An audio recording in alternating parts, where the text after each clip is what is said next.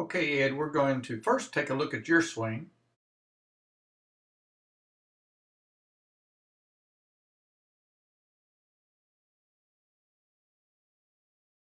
We're going to compare your swing to Grant Waite. Tiger Woods said he believed Grant Waite had the best swing in golf.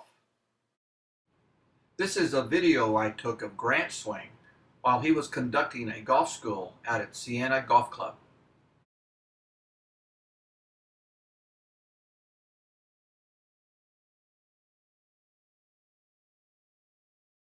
The following is a video I prepared that looks at the fundamentals of the golf swing demonstrated by Grant Waite. Now let's look at some of the key fundamental positions of the golf swing.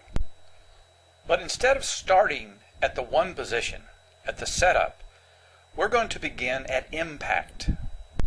The impact position is known as the seventh position, also known as the moment of truth. That's because the golf ball only responds to one thing, and that's the laws of physics and motion that exist at the moment of impact.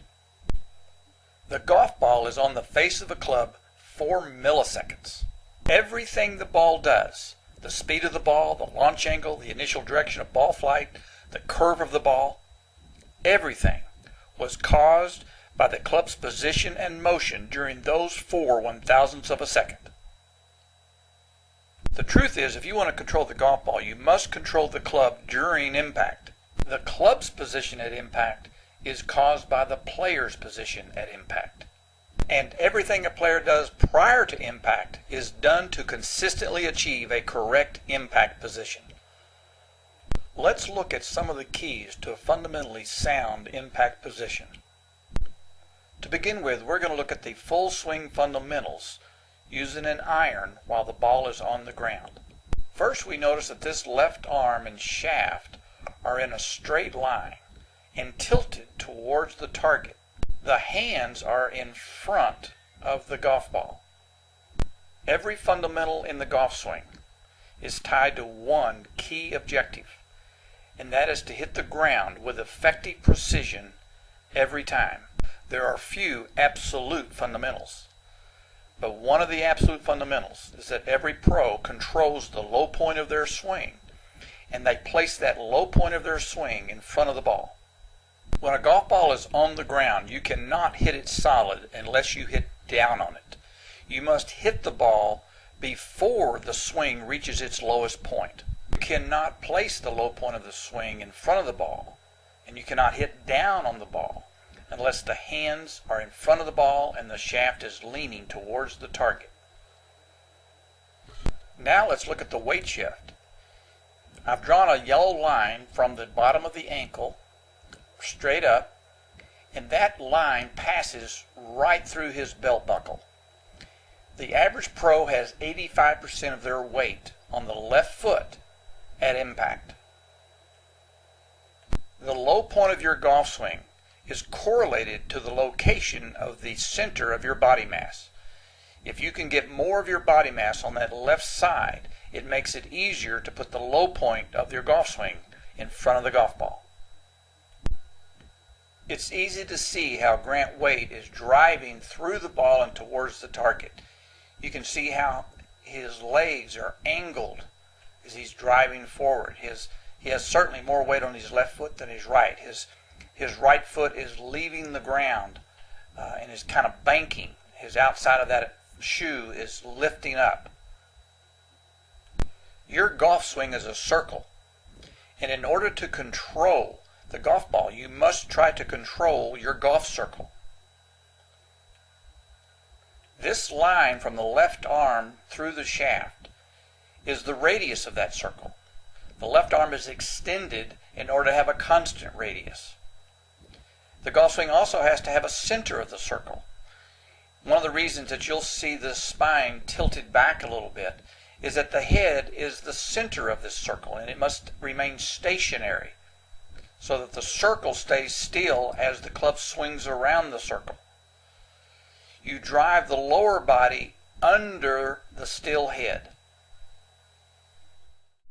Now let's compare the impact position of both you and Grant Waite. Like Grant, your shaft is leaning towards the target, and your hands are in front of the ball at impact, which allows you to hit down and have a divot in front of the ball. Here I have drawn a line off the left foot, and you can see how Grant has a lot more weight on his left side at impact than you do. The red line is passing right through his belt buckle. By having the majority of his weight on his left side at impact, helps him consistently place the low point of his swing in front of the ball. Another difference between your impact position and Grant's is the width of the stance. You have a much wider stance, and I believe this makes it more difficult for you to shift your weight in the downswing towards the left side. With your right foot back that far, keeps your weight back. Now let's look at some of the other positions prior to impact to see how they're linked to this impact position. This is the one position, the starting position. First, let's look at the feet. You'll notice that Grant flares his feet outwards a little bit. If you look at this left foot, that toe is pointed out towards the target. The reason for this is that it facilitates a good weight shift to the left side in the downswing. If you need to have 85% of your weight on the left foot at the moment of impact, then you need to do things before impact that help you get there. By turning this foot, it makes it easier to shift your weight to that left leg and not roll on the side of the ankle, but more towards the front of the ankle. Now let's take a look at the position of the arms in the club at the setup. The left arm is extended. It's almost extended in the same line as the shaft. The shaft has a lean in it. It's leaning towards the target. His hands are in front of the golf ball. Grant has preset himself at the beginning of the swing in the same position, or close to the same position he wants to have at impact. Now let's take a look at the weight distribution in the setup. I've drawn two lines from the center of the ankle straight up. As you can see, Grant has a little more weight on his left side than he does his right side. He has about 55% of his body weight on the left side and about 45% on his right side.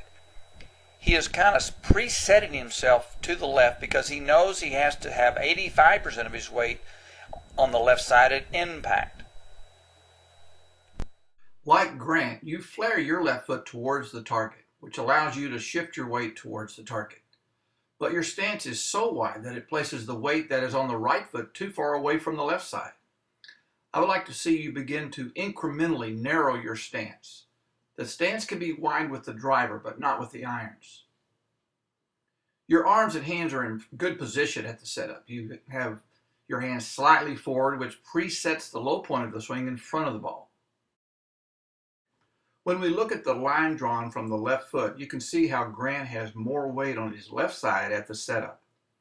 I think once you narrow your stance, you will also be able to have more of your weight shifted to the left. This is the 3 position. This is when the left arm is parallel to the ground. And you can see that he still has a nice extension in the arms. You can also see that he's hinged his wrist even further, almost at a right angle, not quite. His right elbow has folded even more, and he's keeping his upper arm close to his side. If you look at where his weight has shifted and draw a line through that ankle, he has kept the left knee right on that line. His left hip and his back is right on that line. He has not moved away from that line during the backswing. The most dramatic difference in your backswing than from Grant's is how you lean far to the right side. The red circle is where your head was at the beginning of the swing. Grant has kept his head and weight anchored to the left side and simply turns without shifting to the right. This helps him keep his low point in front of the ball all during the swing. By moving to the right, you have also moved the low point of your swing to the right and behind the ball. Now on the downswing, you will have to calculate just how much you need to move back to the left to make sure you put the low point back where it needs to be at impact. This adds complexity to the golf swing and inconsistency to good contact. Now let's take a look at the top of the backswing. We can see that he has even more wrist hinge now. He's fully loaded his hands in order to deliver maximum power. He has coiled and turned his shoulders. He still has a lot of weight on his left side. Grant has turned his hips. His right hip has released and is rotated back and is higher than his left hip. He has dropped down and loading up this left leg, almost like a field goal kicker planting that left foot in order to have a strong kick into the ball. The way Grant gets this powerful turn is by flexing this left leg and extending the back leg during the backswing. At the top of the backswing, you have increased your weight on the right side while Grant has increased his weight on the left side. Grant is flexing his left leg and extending his right, and you are doing the opposite. Grant's position allows him to turn his hips and shoulders more than you, which gives him more power with less effort. Grant has a little more extension in his left arm and more wrist hinge. Once you learn to coil your body correctly around a stationary left side, you will also be able to keep your left arm extended and cock your wrist more. Now we are in the 5 position on the downswing. This is when the left arm is parallel to the ground on the downswing. During that movement from 4 to 5, he has increased this angle in the shaft in the left arm. He has loaded even more power in his hands. Also, we can see that in this initial move in the downswing, Grant has moved even more weight to the left side. His left knee and his hip and his shoulder are now beyond that green line. This is clear evidence that the downswing begins from the ground up. He is shifting his weight to the left before he unhinges his wrist into the ball. In fact, he is increasing the load in his hands on the downswing while shifting to the left. You can see how you are beginning to move to the left on the downswing, but because you started so far to the right, you'll never be able to catch up to Grant's position and not be in the optimal position at impact. Because Grant kept his weight on the left, he was able to keep a bracing angle in his legs that allowed him to immediately push towards the target in the downswing. Because you don't set your weight to the inside of your back foot, you're not able to push off towards the target. Now let's look at the 6th position. Many say the 6th position is almost as important as the 7th position, the impact position.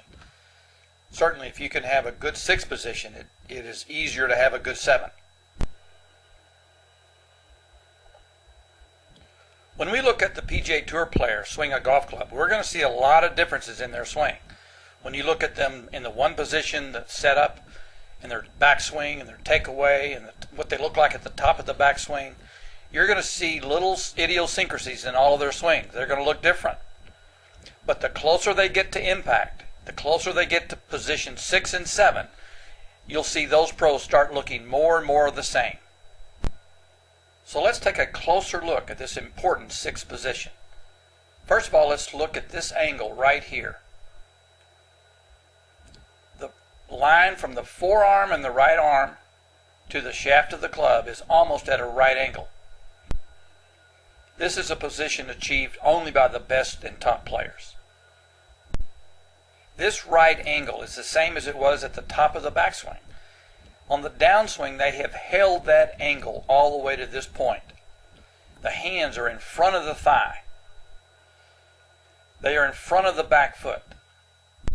Their weight is solidly on that left side. That green line from the ankle up is going right through their belt buckle. They almost have all of their weight on that left side. 85% of their weight is already on that left side before they get to impact. All they need to do now from 6 to 7 is unload the hands into the ball. They position their body, they're ready to strike. Now before we get to impact, I want to point out one other important observation.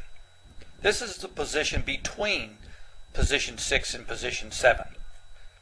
Notice that the hands have crossed this green line before the club has hit the ball. The green line is on the ball. At impact, the club head will be on the ball, but it's clear to see that the hands cross the line before the club does. You want to hit the ball with a shaft angle. So you're not trying to flip the club under your hands. You want to drive the hands in front of the ball before you hit it. You have to have a feeling of this angle from the right arm and the shaft being held back. The back of your right wrist is still angled back. You're not flipping that right hand under. First, let me say, Ed, you have a great sixth position. You have held the angle in the shaft and left arm, and your hands will be in front of the ball at impact. It is rare for me to see this fundamental in recreational players. You're getting all of your power from this fundamental. Once you make some of the changes in the other positions, you'll be able to add the accumulated power from a proper coil and weight shift. Now we are in the ninth position. This is when the right arm is extended straight out and parallel to the ground. You can see how the shaft is almost as straight as the right arm. It's starting to slightly rehinge upward. I like to point out that the white glove, his left hand, is underneath the right hand. Grant keeps his elbows close together because both arms are fully extended. His wrists are crossed. Also, his hands are still in front of his chest. They were in front of his chest at impact in the seventh position. They were in front of his chest in the eighth, and they're still in front in the ninth. He moves this in sequence all the way through. So he's not just throwing his arms past his body. He turns the body with the arms. The engine of the golf swing is the body. The arms are just the passengers. It's also important to point out how tilted his shoulders are, how high this left shoulder gets and how low the right shoulder gets. If we could see the other camera angle, we would see that his left hip is also higher than his right hip. Also, if we could see this position from the other camera angle from down the line, we would see that he is not standing straight up. His spine is not straight, but is tilted to the right. Also, his head is still down. He's still looking in this direction. He's not turning and lifting and standing up to see the ball yet. Your ninth position has many of the same fundamentals as Grant's. You now have more weight on your left side, your arms are crossed, and you have kept your elbows close together. You tend to lift and look a little earlier than Grant, but this is not an issue at this time. Now we have reached the final position, the 10th position, the classic pose that you'll see from the PGA Tour players. He's solid on his left side. His back leg is on the toe. Knees are close together. Eyes looking over his arm at the shot. It's also important to notice that if we drew a line from the top of his spine to the bottom of his spine down to his right knee, he is angled back a little bit. He's tilted back slightly. He's pushing his belt buckle forward. The part of his body that is the closest to the target is his belt buckle. This is the classic position of the pros. I like your finishing position. You're on the left side, facing the target, off your back foot with only the toe touching the ground. Once you narrow your stance and learn to control your weight shift during the swing, your finish will look even more like the pros' classic finishing position.